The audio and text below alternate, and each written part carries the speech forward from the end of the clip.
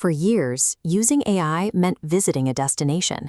You opened a specific tab, signed into a portal, and actively chose to engage with a model. That behavior is disappearing.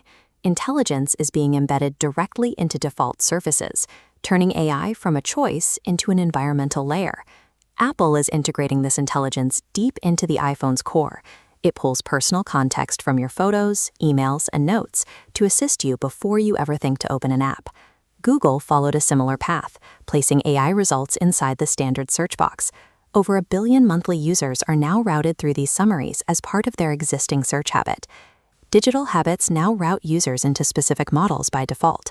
The act of choosing a model has been replaced by the act of using the device in your pocket. Microsoft is mirroring this in the office, building AI into the standard productivity suite. Your enterprise software now acts as a router, deciding which model handles your data in the background. Meta is moving that layer into physical reality. Their smart glasses pipe messaging, live translation, and feed updates directly into your line of sight.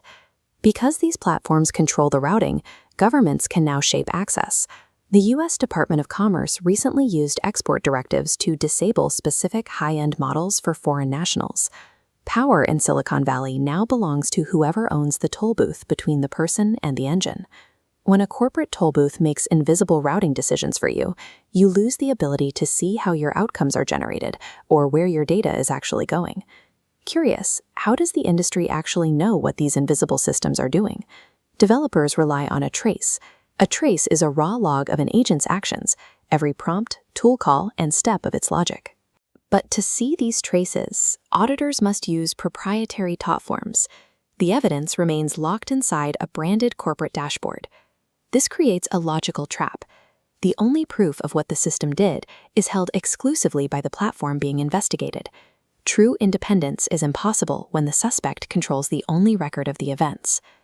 These traces are not just passive records, they have become active assets for the companies that collect them. Observability vendors are now turning user traces into training datasets. The record of your interaction is funneled directly into model improvement. This creates a closed loop. Your oversight data is repurposed to sharpen the vendor's product, while you remain locked out of the verification process. Internal dashboards are compromised because they treat the evidence of an agent's behavior as proprietary corporate property, rather than a user's record. If an AI acts for you, you need the receipt.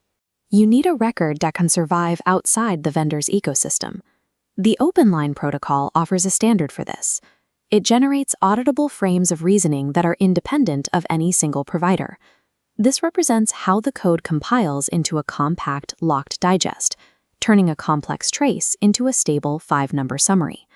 When expanded, it proves the agent's authority, the actions it took, and the exact evidence used. Importantly, this receipt is portable. It detaches from the company's infrastructure and stays with the user.